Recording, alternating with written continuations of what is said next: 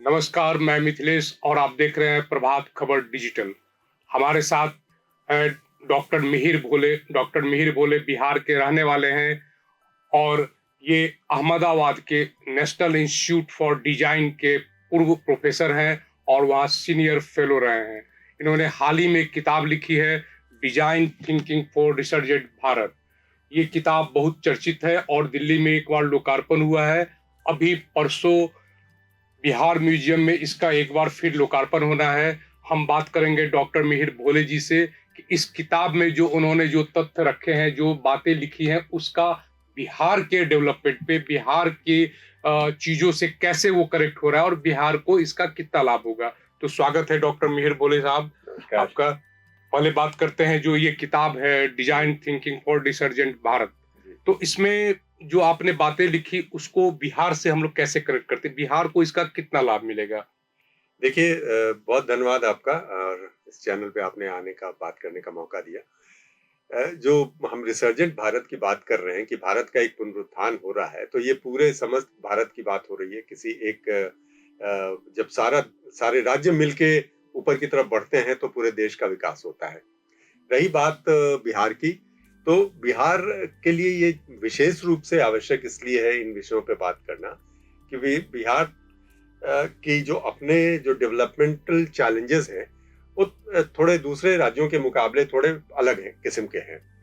और उसकी वजह से उस जो डेवलपमेंट का जो डेफिसिट हम कहते हैं, डेवलपमेंट डेफिसिट को मेकअप करने के लिए हमारे लिए ज़रूरी हो जाता है कि हम थोड़ा ज़्यादा क्रिएटिव उसके लिए पॉलिसीज़ बनाएँ, अपनी नीतियों का निर्माण इस प्रकार से करें कि उसमें थोड़ी सोच ज़्यादा इस प्रकार से हो कि एक आम आदमी के मानस के जीवन में कैसे बेहतरी ला सके, इसके लिए जो पूरा प्रयास है, उसको हमको समझने की ज़रूरत है और मुझे लगता है इस किताब से उसमें थोड़ी-सी एक दिशा ज़रूर मिलती है। बिहार में भी कई प्रकार के डेवलपमेंट के काम जी, हो रहे हैं। अभी आपने देखा कि केंद्रीय बजट से जो गया का जो मध्य बिहार का जो इलाका है या हुँ, दक्षिण बिहार जी। आप कहें, तो वहाँ एक बड़ा इंडस्ट्रियल कॉरिडोर हुँ, बनना है। हुँ, उसमें हुँ। 1350 करोड़ रुपए का नहीं इन्वेस्टमेंट हाँ, होना है। तो उन सब चीज़ों को नए तरीके से, मतलब बिहार को, ये सही है कि ये किताब जो लिखी गई या केंद्र सरकार जो पॉलिसी बना रही है वो पूरे देश के लिए है। लेकिन बिल्कुल। बिहार चूँकि पीछे रह गया है थोड़ा-सा, इसको सपोर्ट की ज़रूरत है और अब वो काम शुरू हुआ है। तो कैसे, मतलब उसका लाभ बिहार को कैसे मिल पाएगा? तो इस दिशा में क्या आपने कुछ देखिए आप 2-3 बताएँ? चीज़ें हैं मुख्य रूप से मुझे लगता है कि जिसमें आप ख़ास तौर पे इस किताब में उसका ज़िक्र पाएँगे। एक तो हमने चर्चा की है शहरीकरण की समस्या के ऊपर। जब आप इकोनॉमिक डेवलपमेंट की बात करते हैं या इंडस्ट्रियल डेवलपमेंट की बात करते हैं, तो उसके लिए बड़ा ज़रूरी हो जाता है कि हमारे पैरेलली हमारे शहर भी जो हों वो विकसित हों। अब बिहार की एक बड़ी समस्या है कि शहरीकरण का जो मानक है, जो आंकड़ा है, उसमें हम नीचे से दूसरे पायदान पे आते हैं। तो इसका अर्थ ये है कि किसी भी राज्य के मुकाबले हमारे शहरों की संख्या कम है और जो शहर हैं, उनमें वो अभी वो उस स्तर के नहीं हैं कि हम अलग-अलग विभिन्न प्रकार के जो इंडस्ट्रीज़ हैं, चाहे वो क्रिएटिव इंडस्ट्री हो, चाहे मैन्युफैक्चरिंग इंडस्ट्री हो, ये इन सारी चीज़ों को खड़ा कर सकें। और जब भी आप इंडस्ट्रियल डेवलपमेंट की बात करते हैं, तो उसके साथ-साथ शहरीकरण की भी बहुत बड़ी आवश्यकता होती है। तो इस किताब में एक तो उस पे बहुत चर्चा की गई है विशेष रूप से। दूसरी बात ये है कि उसके साथ-साथ जो अब मान लीजिए कि जैसे क्रिएटिव इंडस्ट्री की हम बात करते हैं, उसमें फ़िल्म हो गया, उसमें हमारा क्राफ्ट सेक्टर हो गया, इस किस्म की जो चीज़ें आती हैं, उसके विकास के लिए भी हमको एक जो पूरा इकोसिस्टम उसका बनाना पड़ेगा, तो उसमें भी एक बहुत ज़्यादा क्रिएटिव सोच की ज़रूरत है और वो क्रिएटिविटी हमको पॉलिसी के लेवल पे लानी पड़ेगी और प्रायोरिटाइज़ करना पड़ेगा कि पहले हम पहले स्तर पे क्या करें, दूसरे पे क्या करें। बिहार के लिए विशेष रूप से इसलिए क्योंकि बिहार कई मायने में दूसरे राज्यों के मुकाबले उसकी स्थिति थोड़ी अलग रही है। उसको लगातार सपोर्ट की ज़रूरत है। तो इन इन सारी चीज़ों को सोचते हुए कैसे हम बिहार को उत्थान में योगदान कर सकते हैं, उसमें मुझे लगता है कि एक बहुत ही क्रिएटिव थिंकिंग की आवश्यकता है। तो डॉक्टर साहब, आप अहमदाबाद में आपका कार्यक्षेत्र रहा है, वर्षों से जी, आप रहे हैं। तो जैसे आप देखेंगे कि आईटी के क्षेत्र में बिहार के लड़के, बिहार के युवा, न सिर्फ सिलिकॉन वैली, हुँ, कई जगहों पे बिहार के लड़के आगे हुँ, हैं। लेकिन बिहार में उस हिसाब से आईटी कंपनियां नहीं आई है या नहीं आ पा रही है। अभी स्टेट गवर्नमेंट ने, बिहार सरकार ने, मुख्यमंत्री की ओर से आईटी पॉलिसी भी बनी है और ये फैसला हुआ है कि जो आईटी के लिए जो चर्चित शहरें हैं, हैदराबाद, पुणे, अहमदाबाद, वहाँ रूट शो, बैंगलोर, वहाँ रूट शो होगा और कंपनियों को आकर्षित किया जाएगा। तो आपके नज़र में क्या लगता है कि बिहार में ऐसी कंपनी को निश्चित रूप से आना चाहिए या क्या और सरकार को करना चाहिए? देखिए, आपने बहुत अच्छा सवाल किया मिथिलेश जी। ये एक बहुत अजब सी विडंबना है और मैं इसको पहले तो मैं कनेक्ट करके देखता हूँ कि जो शिक्षा व्यवस्था है हमारी, तो शिक्षा व्यवस्था का जहाँ प्रश्न है वो निश्चित रूप से राष्ट्रीय स्तर का जो मानक है उससे उसको अभी हम उसके स्तर पे नहीं ला पाए हैं। यही कारण है कि बहुत बड़ी संख्या में हमारे यहाँ से न कि सिर्फ रोजगार के लिए बल्कि शिक्षा के लिए भी आउट माइग्रेशन होता है। अब वही बच्चे जब हमारे पढ़ लिख जाते हैं और बहुत बढ़िया करने लगते हैं, इंडस्ट्रीज को उनकी जरूरत पड़ती है, तो वो हमारे स्किल्ड मैन पावर बनता है। और पूरे अगर भारत के स्किल्ड मैन पावर को अगर हम उसका आकलन करें तो उसमें बिहार के बच्चों का, बिहार के छात्रों का बहुत बड़ा योगदान है, बहुत बड़ी संख्या है। अब आपने जो प्रश्न किया बहुत सार्थक है कि उनको हम वापस कैसे लाएं। निश्चित रूप से कोई भी व्यक्ति जो बाहर जाता है रोजगार की तलाश में, उसके दिमाग में कहीं पे ये बात रहती है कि अगर मुझे वो अवसर मिले तो मैं वापस आऊं। तो मुझे लगता है कि सरकार, इंडस्ट्री, एकेडेमिया, ये तीनों को मिल करके एक बहुत ही सार्थक प्रयास इस दिशा में करने की जरूरत पड़ेगी और इंफ्रास्ट्रक्चर हमको क्रिएट करना पड़ेगा। और उससे भी ज्यादा जरूरी है कि ये विश्वास दिलाना पड़ेगा कि ये इंडस्ट्री यहाँ पे चलेगी, इसकी संभावना है, इसकी ग्रोथ की गुंजाइश है, क्योंकि बाकी चीजों में तो हम पीछे नहीं है, लेकिन ये विश्वास अगर हम दिला सकें तो मुझे लगता है कि बहुत परिवर्तन की गुंजाइश है बिहार में। ये स्टेट गवर्नमेंट ने, राज्य सरकार ने अपनी ओर से कोशिश भी की है, यहाँ पे स्किल्ड लेबर हो या फिर अच्छे आईटी के विद्वान जो पढ़े लिखे बच्चे हैं, वो आप देखेंगे कि साउथ के जो राज्य है, दक्षिण के राज्य, जहाँ पे आईटी सेक्टर एक हब है, वहाँ अधिकतर बिहार के बच्चे हैं। तो वो एक कोशिश हो रही है, बिहार सरकार अपनी ओर से कोशिश कर रही है। आपने रिसर्जेंट भारत की बात कही है और ये चर्चा हुई है, तो अभी हाल के दिनों में बिहार सरकार ने एक फिल्म पॉलिसी भी लाई है और वो फिल्म को लेकर एक सेंसिटिव है, जो बिहार के यहाँ भी शूटिंग हो और जो भी इंफ्रास्ट्रक्चर होगा तो वो बिहार सरकार अवेलेबल कराएगी और यहाँ एक माहौल भी बना है विकास का। तो इसमें कैसे बिहार की संभावनाओं को आप कैसे देखते हैं? देखिए, संभावनाओं का जहां तक सवाल है तो बिहार शायद देश के उन विलक्षण कुछ राज्यों में है जहां संभावनाएं तो अपार हैं। मुझे संभावनाओं के बारे में कहीं से कभी कोई शक व शुबा नहीं रहा है। सवाल यह है कि उन संभावनाओं को हमने कैसे परिवर्तित किया एक ऐसी अपॉर्चुनिटी में जिसको कि लोग आकर के उसके साथ जुड़ें और उससे फायदा उसका उठा सकें अपने लिए, प्रांत के लिए, देश के लिए। तो इसको तीनों को जोड़ने की बात है। आपने जो फिल्म इंडस्ट्री की जो बात आपने की, तो क्रिएटिव इंडस्ट्री हम कहते हैं उसको, क्रिएटिव इंडस्ट्री का पार्ट है। अब बिहार में सिर्फ आप लोकेशन के तौर पे ही देखें तो इतने सुंदर लोकेशंस हैं, इतनी नदियां हैं, नदियों का कॉन्फ्लुएंस है, पहाड़ जंगल है, झरने हैं। तो हमने शायद, चीजें तो हमारे पास सारी हैं, मुझे लगता है उसको थोड़ा साफ सुथरा क्लीन करके एक प्रेजेंटेबल बनाने की बहुत जरूरत है और वहीं पे डिजाइन की बहुत जरूरत है। जो डिजाइन थिंकिंग है उसका एक एस्थेटिक पार्ट भी है कि एस्थेटिकली आप उसको कैसे उतना प्लीजिंग बना देते हैं ताकि लोग वहां पे आए और कहें कि नहीं, ये मेरे कैमरे का सबसे सुंदर शॉट होगा, सबसे सुंदर एक इमेज होगा, हम उसको कैसे क्रिएट करें। तो वहां भी डिजाइन की, एस्थेटिक्स की, इन सारी चीजों की जरूरत है और बिहार में संभावनाओं की कोई कमी नहीं है, कभी नहीं रही है। हमको उसको नए ढंग से प्रेजेंट करने की जरूरत है। अभी प्रधानमंत्री ने 15 अगस्त को उन्होंने अपने भाषण में डिजाइन को लेकर बातें कही, design in India, design for the world.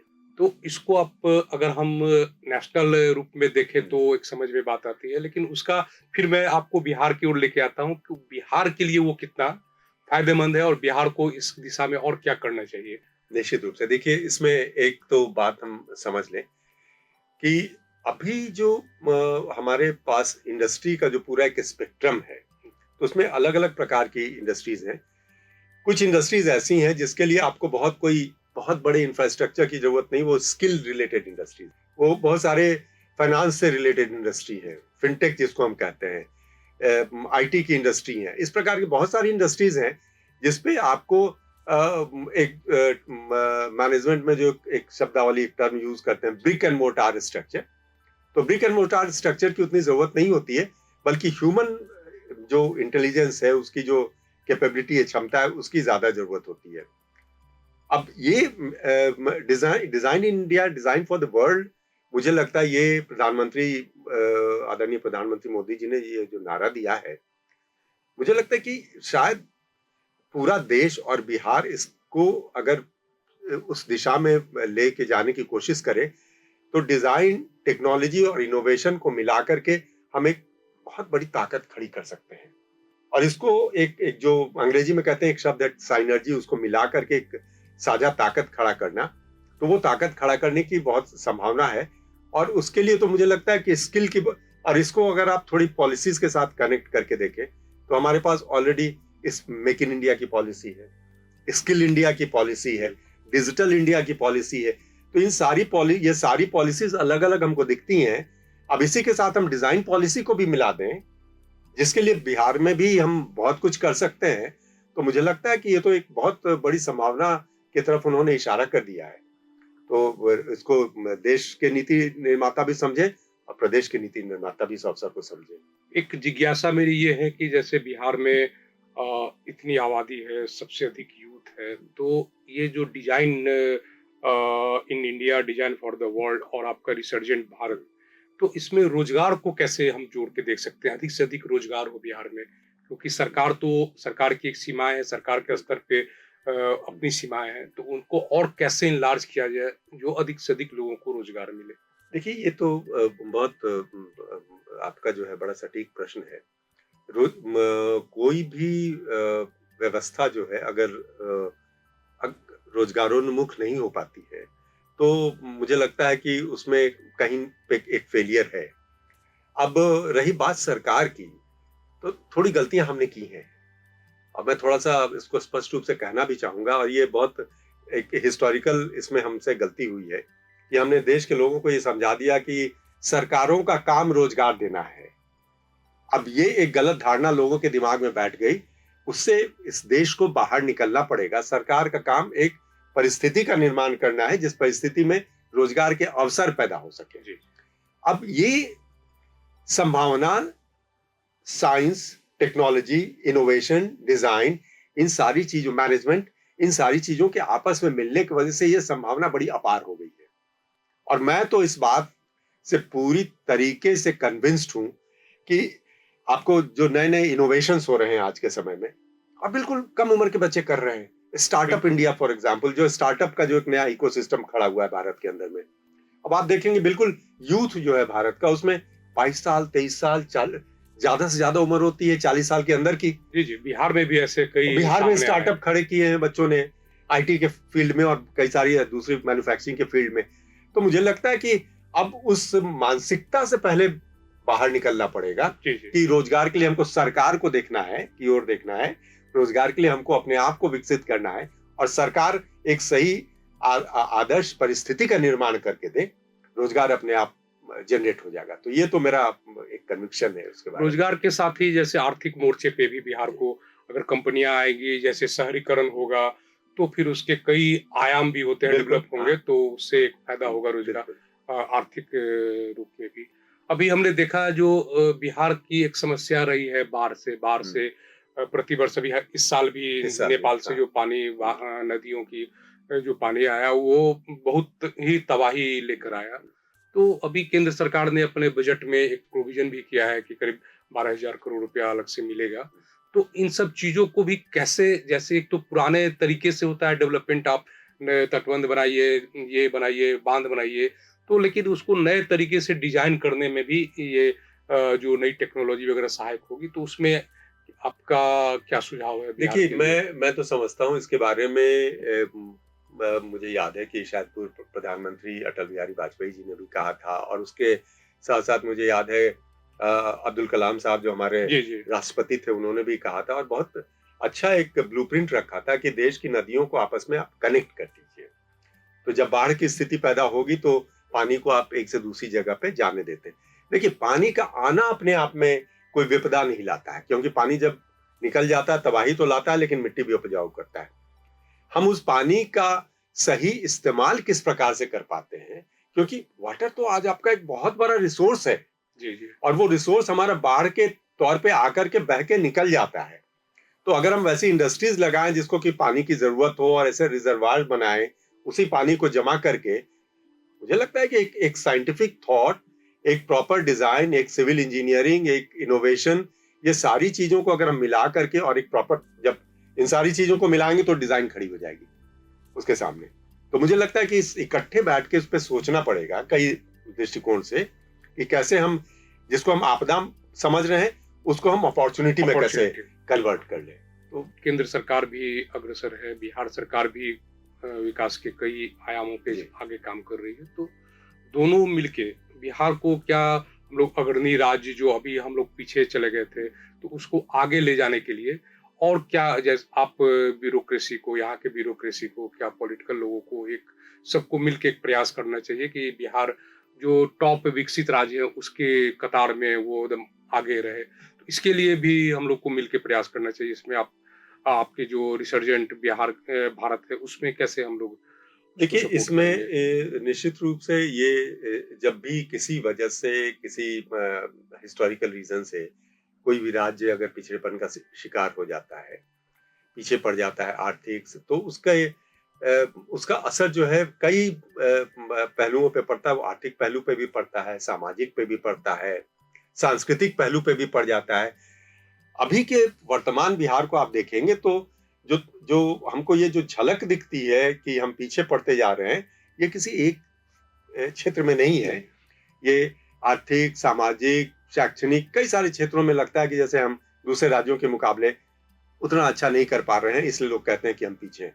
लेकिन दूसरी तरफ जब मैं क्षमताओं को देखता हूं, यहाँ के लोगों के अंदर जो क्षमता है, यहाँ के कृषक के बीच में जो क्षमता है, यहाँ के युवाओं के बीच में, मैं तो अक्सर जाता हूँ, बच्चों के अंदर वो स्पार्क दिखता है। मुझे लगता है कि बच्चों में करने की क्षमता, चाहत है।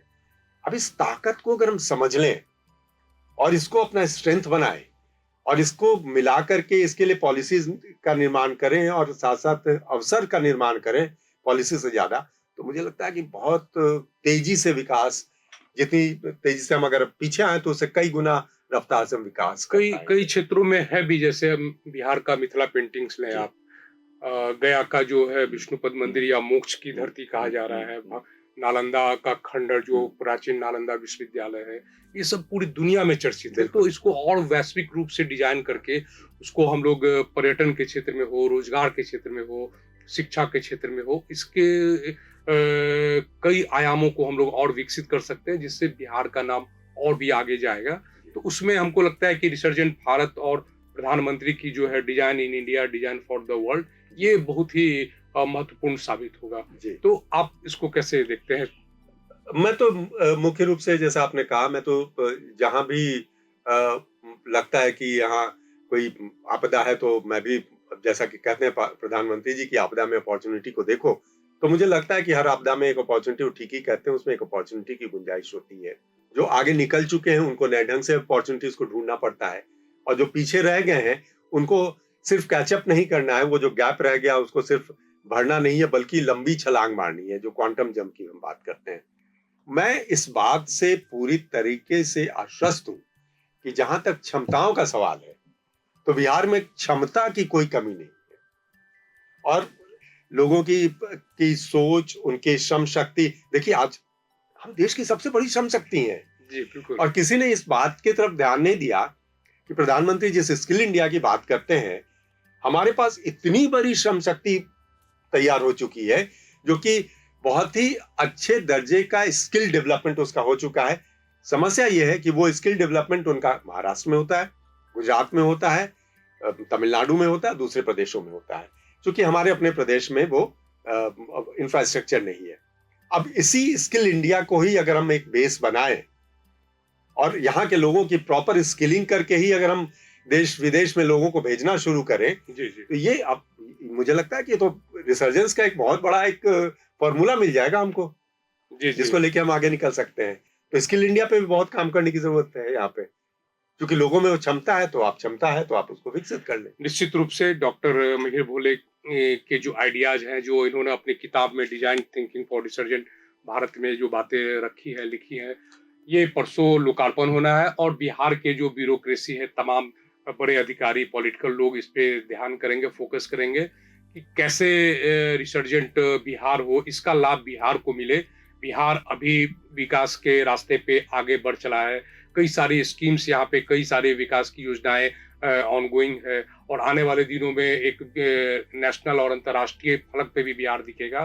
तो मुझे लगता है कि डॉक्टर मिहिर भोले जी का जो प्रयास है वो काफी बिहार के लिए फायदेमंद होगा। बहुत बहुत धन्यवाद आपको डॉक्टर मिहिर धन्यवाद। भोले जी, आप आए और बिहार के लिए आपने इतना कुछ बताया। प्रभात खबर .com, विश्वास वही, रफ्तार नहीं।